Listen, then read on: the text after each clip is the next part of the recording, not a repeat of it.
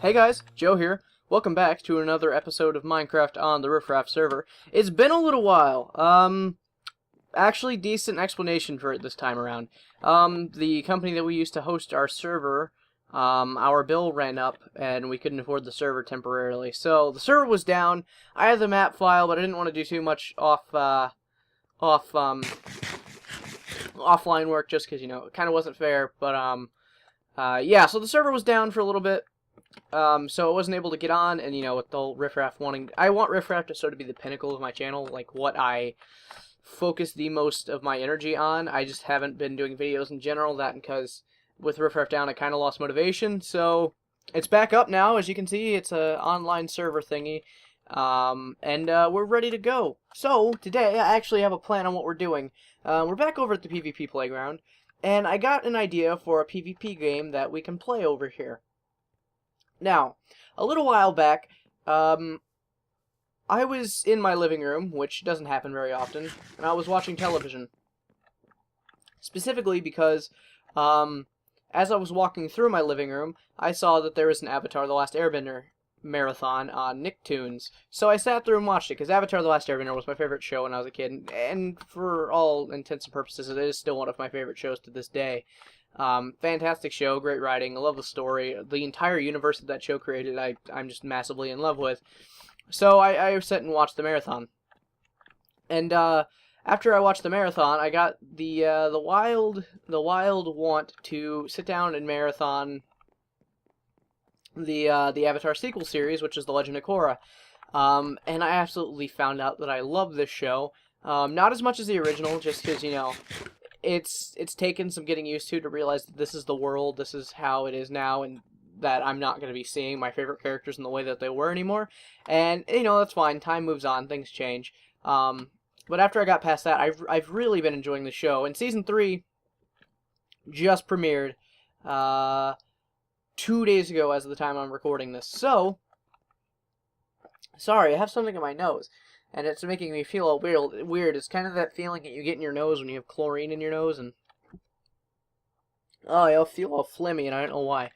Anyways, I got the idea after watching the show to build my own pro bending ring in Minecraft, and there's going to be two versions of it if I can figure them out. It's going to be a bow game primarily because, of course, we don't have the bending bucket plugin on the server, and the other one where I'm going to try to incorporate the elements as much as possible, or simulating the elements as much as possible, I should say. But today it's just building the ring and seeing how it works out. So I built a little mock-up of this in my the single-player world I have going on where I build all my stuff. So I'm I need to get all this nether brick. I'm going to try to figure out how this works. So I don't want to go up too far. Mainly because I'm just really low on supplies. Maybe this is enough? Yeah, this should be enough. I've got a very specific design that, it was 15 wide. 15, well, frick. That messed up. Let me get back up there. I don't know, every time I make a mistake in, while recording and building, I always... You know what? It's about to become night. Let me just come over here and sleep it on off. Every time that I'm building on camera, I seem to mess something up, and as soon as I mess up, I lose my train of thought of what I was gonna say. But yeah, so Season 3 premiered. It was fantastic. Oh, Jesus. I need to fix my nose. I will be right back when I fix it, plus I sleep. So, I'll see you back over there. Alright, I'm back, and I've gotten a little bit of the size and shape figured out.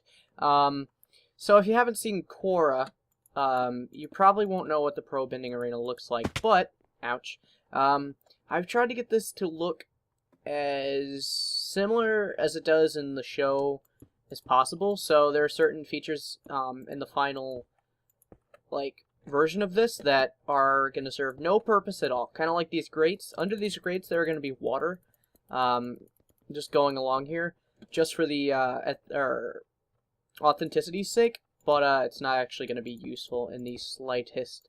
And every once in a while there will be rocks here, just so the quote-unquote earthbenders can get rocks. But otherwise, then it's just, like I said, it's just going to be a bow game.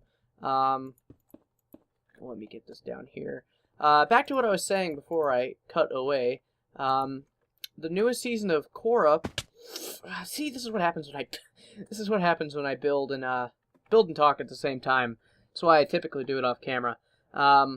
So if you haven't seen it, the newest season of Korra premiered with 3 new episodes. The reason behind that, well, they haven't actually said it, but what everybody on the internet assumes is actually, let me start from the beginning. A couple weeks ago, Mundo Nick, which is Mexico's version of Nickelodeon, accidentally leaked the episodes or a couple of the episodes for Book 3 early. So they were on the internet, really poor translations, but they were up nonetheless. And so the episodes got leaked, and I'm assuming Nickelodeon's logic was, you know what, it's out, might as well just give them a good version. And I'm kind of happy because with their logic of that, they premiered 3 new episodes Friday, the 27th of June, 2014. And a lot has actually happened. So, I don't really have anything else to talk about, so I'll talk about those episodes here. Spoiler warning, if you watch Legend of Korra and you haven't seen the newest episodes, I recommend going and watching those now before finishing this video. And if you don't care about spoilers, then you're in for a bunch of them. So, last season, ooh, Mr. Bling, hello, die, Bling, die, pow, oh, Krakatoa, ow, oh, he has thorns, doesn't he? Yeah, he does. Ouch, that actually kind of hurt. I kind of hope one of those was, no, I lost the enchanted piece of armor that had the thorns. It's kind of disappointing. That would have been a nice drop. I mean, granted, it's gold armor, and I probably wouldn't have used it, but it's still rare drops make me happy. But basically, this season starts off, I believe, 2 weeks after last season ended with the fight with Vaatu and the Dark Avatar or whatever. So yeah, this takes place directly after that, just 2 weeks later. And the whole dynamic of the cast is pretty much the same. Republic City is covered in vines. Like the vines that Vaatu put all over the city during the last season's finale while he was attacking. And Korra, I guess, has been going around trying to figure out what she can do, because she can't figure out how to get rid of them, and they're sort of interrupting people's daily life, and, you know, it's really inconvenient for everybody that lives in Republic City. And she can't figure out sort of anything to get rid of them, and she's kind of at a loss for the most part. And all through this, like, spirits are sort of coinciding, and the vines are called the wilds, and if you've seen the show, you know what the wilds are. They were what the Earth was covered in originally, and the wilds are back, and that's pretty much what the spirits are living in that she's freed. So the spirits are around. Give me a carrot. Spirits are around. Is that it? Yep, that's it. And they're just kind of living there. And Korra can't seem to get rid of the vine situation, and the president of Republic City is getting rather irritated with her for her lack of progress in the whole situation. And along with that, with harmonic convergence and the shift in the world or whatever, and like spirits and stuff, somehow all over the world, specifically the Earth Kingdom so far, I don't know if there's elsewhere, but all over the world, people have been getting the ability to airbend, which is very strange considering airbending hasn't been around, and you know, that's kind of one of those things that you can't do because all the airbenders are gone. So now there are airbenders. Random people get the ability to airbend. Uncle Boomy, thank God, that scamp, he has airbending now, so he kind of can make Aang proud with his airbending skills, or lack thereof, so far. But yeah, there have been tons of new characters with the introduction because of the whole, like, harmonic convergence giving people airbending. Like, the whole plot of the season so far is Aang, Tenzin, well, basically Team Avatar in general, is going around on Asami's airship and trying to locate all the airbenders. And originally what they wanted to do was go around and collect all the airbenders, and they could learn how to, you know, bring back this sort of air nomad society. But something that I realized would happen as soon as the episode started and that idea came up, but I guess the characters didn't think about it through. Nobody really wants to come with them. They've gotten rejected by pretty much everybody except for one person, and that was a kid. Everybody they've went to talk to them about becoming air nomad has completely rejected them because, of course, they have their lives, and, you know, adults don't want to give up what sort of normality to sort of just go out on a limb and do something that would completely mess up the way their life works. So, of course, they're getting a lot of restraint with that. And they're getting really sort of feeling defeated with that. So I believe it was, I can't remember whose idea it was. It might have been Janora. But somebody said that maybe they should try to make their sort of pitch to become airbenders, like air nomads, a little bit more interesting. So they get to this little village, and they put on this really kind of really funny show where they kind of show off their airbending prowess to try to draw people in and interest them in wanting to learn the ways of airbending and stuff. And they get one person who, this is a little kid named Kai, I believe. I don't know how old he is, but I'm assuming he's around Janora's age because if you're a Legend of Korra shipper or a shipper in general that's enjoying to ship people, you might have a ship on your hands. Kai is around the age of Janora, I believe, and he's now traveling with Team Avatar.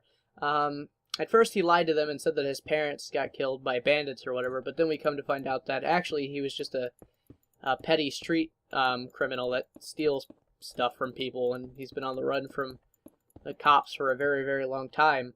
But alas, Tenzin and Korra take him in, wanting to sort of better him, I guess. You know, it's kind of like when you see a stray dog that's a bully to other small dogs, and you want to help him, so you take him in and feed him kibble, even though he's probably going to bite your hand for a little bit. You do it regardless because it helps.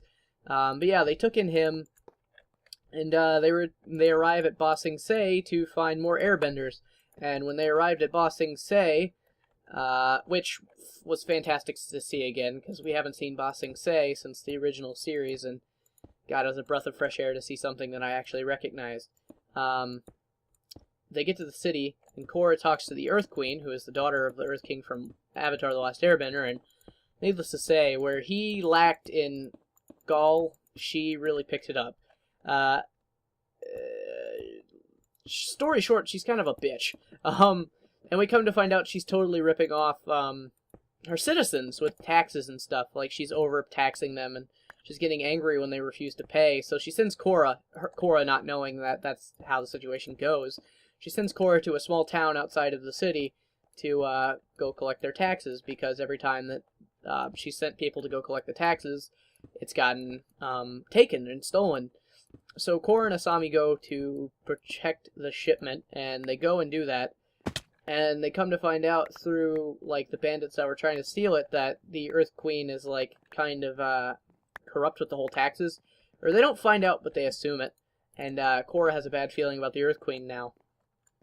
So they go back, and even though there were reported sightings of airbenders in Ba Sing Se, the Earth Queen's like, oh, no, we don't have any, in, like, a really sort of shifty bitch kind of way, where she's, like, obviously lying about the entire situation, but you know, there's not really much she can do, and she ordered Korra to leave, so she had to leave. And then Mako and Bolin, throughout this, they were chasing Kai through the city because they found out he was tricking people with his airbending, and sort of just screwing people over, essentially, like, very cleverly, I might add, but still screwing people over all the same. He was using his airbend to pickpocket people, and they started chasing him around the city. And they ended up getting on a train to the outer rim, or to the outer wall, which is, I'm assuming, is sort of the slums of the Avatar universe. So they got stuck out there, and they couldn't find their way back. And they actually find their family, where, like, their original family from where their dad originally came from, and they started sort of bonding with that family and learning things. Fun fact, their grandma is the girl in Last Airbender that had a crush on Zuko in the Earth Nation, so that was kind of a cool throwback. But, yeah, they come to find out, after visiting with their family, that the Earth Queen has been picking up and taking away the new airbenders, and we don't know what's happening to them. Yeah, one of their neighbors developed airbending, and she sent the Dai Li agents to just come snatch him up. So she's been kidnapping airbenders, so it seems. And right as that's going on, it cuts back to Kai, who's using his airbending to trick other people in the city and pickpocket them. And right as he's doing it, the Dai Li show up and capture him and take him away. So that's a thing that happened. And we find out that the Earth Queen is actually trying to use the new airbenders to create an army. So that's kind of interesting. And so far, like, the writing and the story has been really, really good.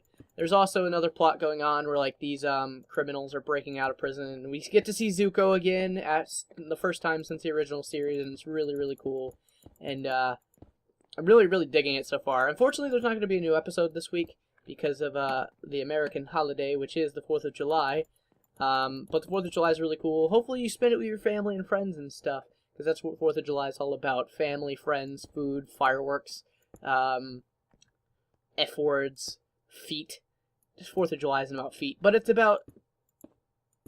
Let's just be honest. Holidays in America mean nothing hardly. Like, the only things that matter ever, like, the only holidays that you should take seriously are the ones that people don't get presents for, or we don't celebrate. Like, we sort of kind of like Memorial Day. Like, we don't specifically celebrate Memorial Day in any specific fashion. Like, some people do fireworks, some people do carnivals, but all the same, it's not one of those widely collected sports, or not sports, but holidays that, like, people make a big deal out of. So, yeah, 4th of July. Hope you enjoy yourself. I'm going to finish up the top of this pro bending ring and the bottom and everything. I'm just going to try to finish it up real quick, and then I'll cut back to you when I'm done. So, see you guys in a second. And for the most part, I'm done now. Ignore the missing ladder. I needed it to move over here. So, for the most part, I'm done. Yeah, this is the arena area. I'm not gonna explain the rules of it this video, just because I'm kind of running out of time. But this is what it looks like. These are the things to keep people from going over the boundaries. There will be water. I think there might be water down there. If not, oh well. Yeah, for the most part, this is it. These are the rocks that the earthbenders would bend. This is the grate so the waterbenders could bend. But for the most part, it's done. I still need to get a little bit more nether brick. I have to finish the siding, like, right there, all the way around. I finished it on that side, just not this one. But for the most part, this is it. I'm going to try to get a bunch of guys into a Skype call and play a couple rounds of this for my video Friday. So look forward to that. That will be testing out this beautiful, beautiful game mode I've created. So, until then, I'm Joe. Hope you enjoyed this episode. If so, you can come back. I try to post these every Monday and Friday. Variable with a few weeks. And I will talk to you guys next time. Bye-bye.